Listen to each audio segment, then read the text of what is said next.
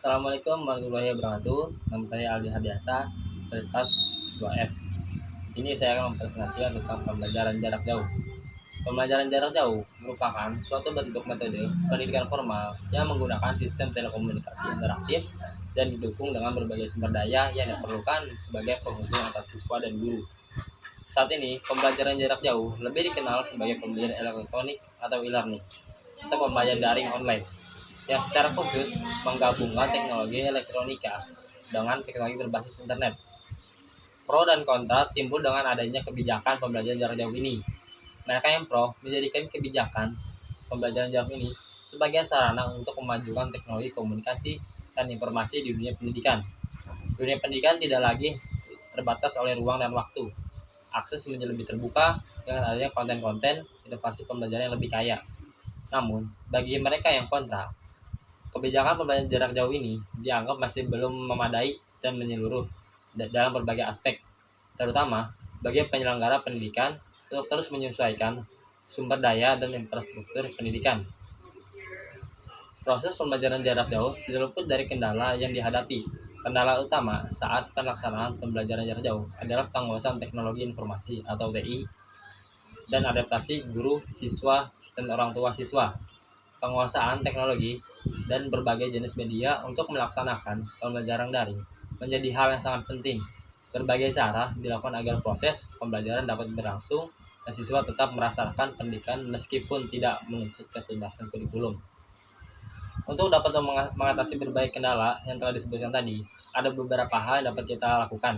Di antaranya yaitu pertama, guru harus siap dengan perubahan mode pembelajaran klasikal dengan mode pembelajaran jarak jauh. Dalam hal ini, guru harus membekali diri dengan pengetahuan dan penguasaan bidang teknologi informasi.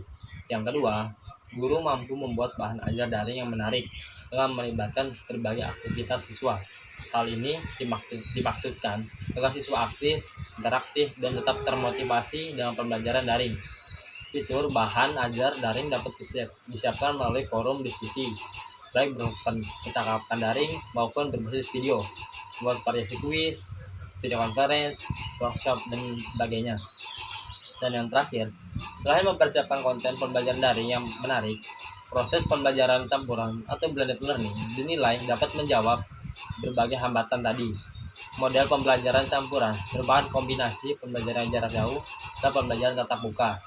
Model pembelajaran campuran sangat tepat diterapkan hampir di setiap wilayah, termasuk wilayah yang sama sekali belum memiliki akses internet. Intensitas kehadiran siswa di lingkungan sekolah berkurang dengan adanya penerapan jadwal bergantian atau shifting antara daring dan luring. Tentunya dengan tetap memperhatikan protokol kesehatan.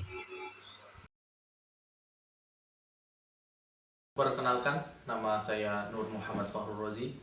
COVID-19 menyebabkan perubahan drastis pada pendidikan maupun dalam dunia kerja. Seperti yang kita rasakan saat ini, PJJ, pembelajaran jarak jauh, sebagai solusi di dunia pendidikan dan pembagian sektor dalam dunia kerja dari sektor esensial, kritikal, maupun non-esensial. Sehingga penerapan PPKM darurat di Jawa maupun di Bali menjadi PR pemerintah untuk memberlakukan kebijakan WFH atau work from home. Kebijakan ini diterapkan untuk menekankan mobilisasi masyarakat dan potensi penyebaran COVID-19, menyebabkan lembaga kependidikan ditutup sementara. Proses pembelajaran mengajar yang semula tatap muka di sekolah dan dialihkan menjadi virtual. Virtual atau daring ini berimbas pada sistem pembelajaran yang menjadi digital, menimbulkan beberapa masalah khususnya di strategi pembelajaran, pelaksanaan pendidikan. Di masa darurat COVID-19 seperti ini sangatlah perlu diperhatikan khususnya dari semua lapisan masyarakat. Proses pembelajaran jarak jauh adalah kegiatan untuk menekan angka COVID-19 yang tinggi, COVID-19 yang tinggi di masing-masing daerah yang berlaku. Motif protokol adalah sebagai peraturan yang baru untuk diterapkan. Poin utama yang ditekankan kepada guru selama pembelajaran jarak jauh ialah mampu menciptakan situasi belajar yang menyenangkan sehingga materi yang diajarkan dapat diterima dengan baik oleh para murid.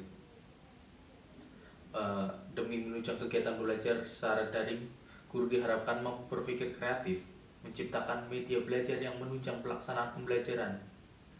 Nah, dan buat keduanya, situasi dan akses internet yang baik untuk menunjang pembelajaran virtual tersebut harus disamaratakan di setiap daerah, baik akses internet maupun sinyalnya. Dan ketiga, apakah murid bisa menikmati dengan mudah memahami materi yang diberikan oleh guru kepada mereka. Assalamualaikum warahmatullahi wabarakatuh. Perkenalkan, nama saya Mito Sadia. Di sini saya akan menjelaskan pengertian dari pembelajaran jarak jauh. Sudah hampir 2 tahun masyarakat dunia hidup dalam suasana pandemi COVID-19. Banyak sektor terkena dampaknya, tidak hanya di sektor kesehatan, tetapi juga di sektor sosial, ekonomi, dan pendidikan. Pemerintah juga telah mengupayakan berbagai hal dengan mengeluarkan kebijakan seperti menggalakkan work from home, social and physical distancing, dan juga mengharuskan masyarakat untuk tetap di rumah saja, bekerja, beribadah, dan belajar dari rumah. Terus gimana dengan sektor pendidikan? Nah, tercatat sekitar 180 negara termasuk Indonesia terdampak COVID-19 dan harus menutup kegiatan belajar mengajar di sekolah.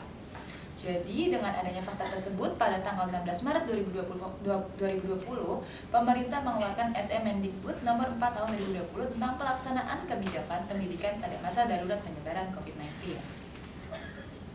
Nah, pembelajaran jarak jauh ini merupakan suatu bentuk metode pendidikan formal yang menggunakan sistem telekomunikasi interaktif dan didukung dengan berbagai sumber daya yang diperlukan sebagai penghubung antara siswa dengan guru. Saat ini pembelajaran jarak jauh lebih dikenal sebagai pembelajaran elektronik atau e-learning atau pembelajaran daring online yang secara khusus menggabungkan teknologi elektronika dengan teknologi berbasis internet.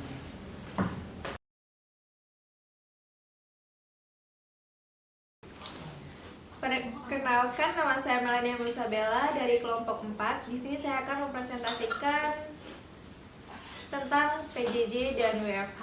Nah, PJJ yaitu pembelajaran jarak jauh, di mana sebuah upaya untuk masalah pendidikan dengan keterbatasan antara pengajar dengan peserta didik. Nah, dengan mengadakan pembelajaran yang memisahkan antara tenaga pengajar dengan peserta didik dengan bantuan media cetak maupun elektronik seperti email, video konvensional, soft tile, dan berisi materi yang dapat diakses oleh peserta didik tanpa adanya batasan waktu dan letak geografis. Dan semua itu dikoordinir oleh lembaga penyelenggara pendidikan jarak jauh untuk melakukan perencanaan, pengorganisasian, dan monitoring terhadap berjalannya proses pendidikan jarak jauh itu sendiri. Pendidikan jarak jauh adalah pendidikan yang peserta didiknya terpisah dari pendidik dan pengajarannya menggunakan berbagai sumber belajar melalui teknologi informasi dan komunikasi di media lain. Adapun keputusan atau peraturan kenapa kita harus melakukan PJJ dan WFH, yaitu tercantum dalam Peraturan Pemerintah Republik Indonesia Nomor 21 Tahun 2020 tentang pembatasan sosial berskala besar dalam rangka percepatan penanganan coronavirus. Selain itu, tercantum juga dalam keputusan Menteri Pendidikan dan Kebudayaan Politik tentang pedoman pelaksanaan kurikulum pada satuan pendidikan dalam kondisi khusus, yaitu nomor 719/P/2020. Halo, selamat malam teman-teman. Di sini saya Nosa Sabrina dari kelas 442 F37 ingin mempresentasikan tentang cakap digital di era pembelajaran dan bekerja secara daring atau online. Yang pertama perlu kita ketahui pembelajaran jarak jauh itu apa sih dan bekerja jarak jauh itu apa. Menurut Wikipedia, pembelajaran jarak jauh adalah pendidikan formal berbasis lembaga yang peserta didik dan instrukturnya berada di lokasi terpisah, sehingga memerlukan sistem telekomunikasi interaktif untuk menghubungkan keduanya dan berbagai sumber daya yang diperlukan di dalamnya. Lalu kita bahas di sini kemarin itu kan ada PPKM darurat ya, sesuai dengan Instruksi Menteri Dalam Negeri Nomor 15 Tahun 2021 tentang pemberlakuan pembatasan kegiatan masyarakat darurat Coronavirus Disease 2019 di wilayah Jawa dan Bali. Nah, di sini perkantoran sektor non esensial terkena 100% dampak WFH dan sekolah 100% daring atau online. Dan menurut saya di sini pola pembelajaran jarak jauh ini mempunyai kelebihan. Yang pertama, kemudahan pemerataan komunikasi pendidikan dan pekerjaan. Lalu waktu pembelajaran dan bekerja yang fleksibel karena kita bisa menentukan waktu kita sendiri. Selanjutnya menghemat waktu dan biaya. Yang keempat, ilmu pengetahuan yang lebih luas. Di sini kita kan bisa jadi nambah wawasan sendiri gitu. Jadi kayak self study gitu. Selanjutnya kekurangan PJJ dan WFH itu adanya akses internet yang belum merata dan kadang gangguan teknis, lalu tidak memiliki komputer, laptop ataupun handphone. Selanjutnya biasanya ada beberapa orang yang nggak mengerti gitu, jadi kurang mengerti atau kurang paham gitu. Nah, setelah ini kita akan membahas bareng-bareng dengan teman-teman yang lain untuk kelebihan dan kekurangan pola pembelajaran jarak jauh dan bekerja dari rumah. Terima kasih. Wassalamualaikum warahmatullahi wabarakatuh. Selamat malam dan selamat datang di acara kita yaitu Forum Digital.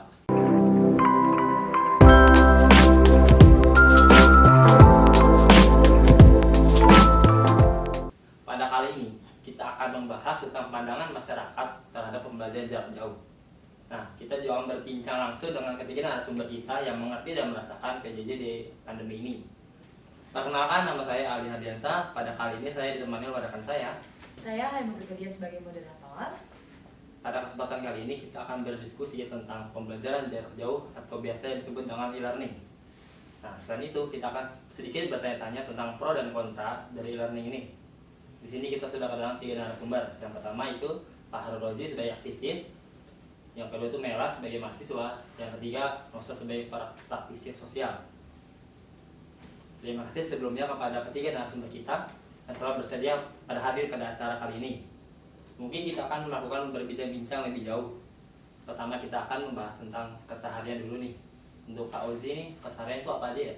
Baik, keseharian saya menjadi mahasiswa dan mengikuti organisasi di universitas dan di lingkungan masyarakat. Di sini sedikit menjelaskan keluh kesah kami di sini.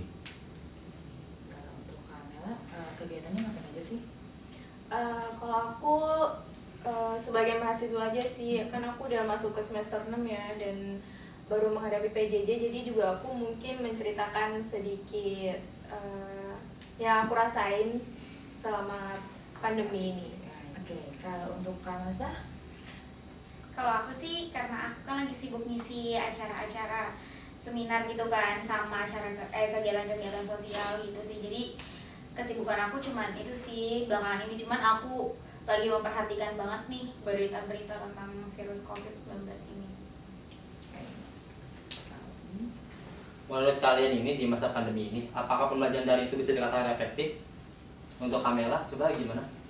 Kalau menurut aku sih cukup efektif ya, soalnya kan aku kuliahnya itu jauh dari kampus, jadi menurut aku cukup efektif dan cukup membantu mahasiswa yang seperti aku yang jauh dari kampus. Terus waktunya juga lebih fleksibel gitu sih, jadi lebih bisa diatur sendiri. Siapa lagi? Kak Ozi mau nambahin? Ya, menurut saya sih kurang efektif karena kami butuh praktek, dan kalau kami secara online itu kurang fokus, lebih banyak bikin kegiatan sendiri kayak main game, bahkan sampai ketiduran. Itu seperti hal-hal biasa bagi kami. Oke, untuk pertanyaan selanjutnya aku ada pertanyaan ini nih, ada kekurangan dan kelebihan dari PJJ. Itu apa aja sih kekurangan kelebihannya? Soalnya aku tuh pengalaman aku juga nggak pernah ya ngerasain pembelajaran jarak jauh. Ya mungkin kalau kekurangan agak sedikit banyak daripada kelebihannya. Kekurangannya kami kurang fokus, dan kami sebenarnya beberapa mata kuliah yang harus praktek kita Jadi tidak bisa terhambat jadi gitu ya. terhambat, nggak bisa praktek. Dan saat kita ingin aktif di organisasi atau membuat acara di organisasi juga terhambat karena social distancing dan sebagainya. Itu sih, dan kelebihannya mungkin jadi mengirit biaya kos ke sekolah, tapi tetap aja di datanya namanya data selulernya tetap. Iya, lebih ke emang biaya sekolahnya kepotong ya Kak, tapi kan biaya kuotanya jadi Iya, kita biaya tetap kuota. bayar gitu kan ya Kak. Oke. Sama aku mau nambahin sih, kalau menurut aku kekurangan sih pasti ada ya, semua pola pendidikan tuh pasti ada kekurangannya. Tapi menurut aku untuk di Indonesia ini kan sangat jarang ya orang yang mengerti dan Tangkap. iya, dan kurang tanggap gitu sama telekomunikasi interaktif kayak gini nih gitu kan. Jadi kesian juga buat teman-teman yang belum punya laptop dan internet yang belum memadai gitu sih kalau menurut aku. Seperti di daerah-daerah terpencil yang susah Iya. sinyal dan Iya. memang harus dibutuhkan tower di daerah tersebut. Nah, kita kan sudah ngomongin kekurangan PJJ nih ya. Untuk Kamela sendiri pasti ada dong kelebihan atau aslinya PJJ ini. Kira-kira apa aja sih yang PJJ ini? Bisa jelaskan sedikit? Oke, kalau menurut aku sendiri ya sebagai mahasiswa, aku kan juga ngalamin pembelajaran sebelum jarak jauh. Jadi kalau selama pandemi ini pembelajaran jarak jauh sih cukup ada kelebihannya ya buat aku. Selain aku bisa hemat ongkos, terus waktu juga lebih fleksibel, lebih efisien. Jadi termasuk melindungi kita dari virus corona juga kan, pandemi yang lagi gencar-gencarnya. Jadi aku termasuk mendukung ini sih pembatasan social distancing gitu. Tapi apa ya, kan tapi kan pemerintah udah ngasih ini nih kan, Ya, prokes dan yang sebagainya. anjuran Untuk mencegah. menjaga protokol kesehatan gitu kan.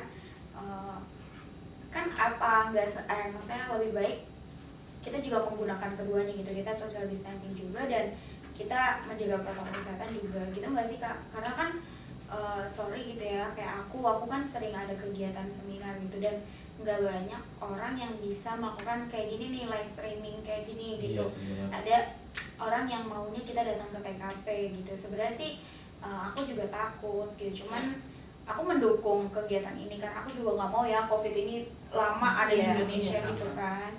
Itu sih kalau menurut aku setuju, tapi aku juga agak ada mengganjal sedikit sih Kak. Kalau menurut aku ya, kalau misalkan kegiatan itu tidak terlalu penting, emang kayaknya lebih baik di rumah aja daripada harus keluar. Karena kan kita nggak tahu virus itu bakal terjangkit ke siapa, jadi lebih baik di rumah aja sih. Kalau aku mending pembelajaran jarak jauh aja. Jarak jauh. Ya, harus mungkin harus. kalau ada hal penting yang emang harus mengharuskan kita berkumpul, baru mungkin kita akan mengikuti prokes yang ada gitu. Ya mungkin kalau praktek memang susah sih, harus dipraktekkan. Jadi kalau di beberapa mata kuliah teknik yang harus kita praktek, dan misalkan kita di teknik kelas, kita harus ngelas itu masalahnya di situ. Terus di teknik otomotif ya kita harus pegang bedak kerjanya. Dimana Mungkin harus bertemu langsung iya, ya, harus kayak bertemu apa biar kita TKP. memahami. Iya, Karena benar. kalau memahami teknik itu kita praktek dulu baru paham teori. Tidak teori dulu baru praktik, tidak, malah pusing. Wah. Berarti ada banyak negatif, ada juga yang positifnya gitu ya kali ya. Oke. Tadi kan udah ngomongin kekurangan kelebihannya. Sekarang aku mau tanya lagi, metode apa aja sih yang paling cocok digunakan dalam pembelajaran daring? Bisa kan, Rosa mungkin ya? Oke.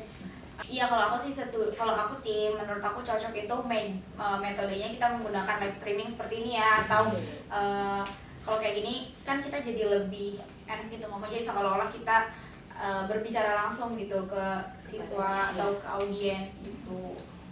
Itu sih. Tapi hal tersebut kayak misalkan kita virtual sampai sekarang pun malah jadi meme kan. Misalkan tambal ban, apakah kita harus online gitu? Harus video call sama tukang tambal bannya juga. Iya, benar. Gak mungkin juga kan, maksudnya ya bener sih, emang Sebenarnya bagusnya di teknologinya seperti itu. Sebenarnya sih hal-hal kayak gini tuh Kak, aku sih merasakan ini ya, kemerosotan rasa empati anak-anak sih, gitu. Empati dan simpati gitu, apalagi rasa hormat gitu kan, Iya, baik. ke dosen gitu, kayak dosennya nanya atau kayak aku lagi kuis interaktif tiba-tiba anak-anak tuh diam gitu kan, Iya. aku merasa agak gimana, menurut aku sih ini yang sangat berdampak di aku gitu sebagai praktisi sosial gitu sih. Ya, karena kami tidak bisa fokus, kan lebih mementingkan main game atau tidur. Melakukan Ya, kegiatan kan? lain gitu ya kegiatan Pak ya. lain. Benar-benar. Paling fokus di situ karena kami sering melakukan itu. Oke. Untuk Kamela ya sebagai mahasiswa nih, apa aja sih tantangan Kamela ketika mengikuti pembelajaran daring ini? Kalau menurut aku, kalau pembelajaran daring itu tantangannya kita harus selalu stay on di jam kuliahnya ya. Udah gitu kita harus siap, kan biasanya ada materi yang emang mengharuskan kita untuk on cam gitu. Jadi kalau pas waktu di saat kita di luar atau di saat kita belum siap, jadi itu menjadi tantangan kalau kita emang harus benar-benar siap seperti kita mengikuti pembelajaran offline gitu sih. Kadang kan karena kita udah tahu ini online, kita kadang Jadi terbuat Iya. ya, jadi ngegampangin gitu. Jadi itu termasuk tantangan sih buat aku sendiri. Kalau untuk Kak Oji bagaimana? Tadi pertanyaannya gimana? Tantangannya apa saja untuk Kak Oji sendiri? Ya, mungkin melawan rasa malas diri sendiri ya, karena mentang-mentang online kita jadi santai, ya kan? Walaupun itu teori, memang kita harus pelajari juga, tapi kita selalu menganggap remeh, itu jadi masalahnya sih. Ada lagi pertanyaan terakhir ya. Bagaimana sih cara menjaga kesehatan di era pandemi ini ya? Apakah ada rasa beban seperti aduh males banget ya pakai masker kemana-mana engap gitu ya kan ya? Mungkin bisa dijelaskan dari kalian gimana nih? Oke, aku dulu kali ya. Boleh. Kalau aku sih balik lagi sih ke orangnya gitu, dia mau menjaga kesehatan dia atau enggak. Apalagi kan virus ini enggak hanya dijangkit oleh diri sendiri kan gitu, jadi itu sangat cepat penularannya ke orang lain, apalagi ke orang tua kita, ke anak-anak kita gitu, ke adik-adik kita gitu. Apalagi kayak kita tahu orang tua itu kan punya komorbid yang sangat membahayakan untuk diri dia sendiri ya. Dengan data yang di berita kemarin itu udah hampir ratusan ribu orang yang terjangkit dan udah puluhan ribu orang juga yang meninggal gitu. Kalau menurut saya sih kita harus sadar diri sih dan terus menjaga protokol kesehatan gitu. Iya, benar sih. Ya sih, benar sih, kita harus ya sebagai anak teknik atau di era pandemi ini juga kita harus banyak-banyakin olahraga ya kan. Contohnya kita yang biasa main bola dan sekarang dilarang, mungkin kita bisa jogging tiap hari, kalau nggak bersepeda kan emang lagi euforianya bukan main bersepeda ya kan. Kalau nge-gym ditutup ya kita lari kemana yang kita suka ya kan, tapi tetap menjaga protokol kesehatan. Seperti itu sih. Ya kalau aku sih kan aku mahasiswa termasuk menjadi mahasiswa yang pemalas ya, karena PJJ di rumah aja jadi menjadi kaum rebahan.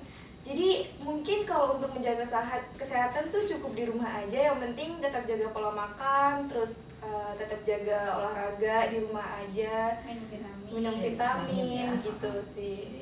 Jadi aku untuk keluar rumah tuh nanti dulu aja setelah semuanya benar-benar baik-baik aja.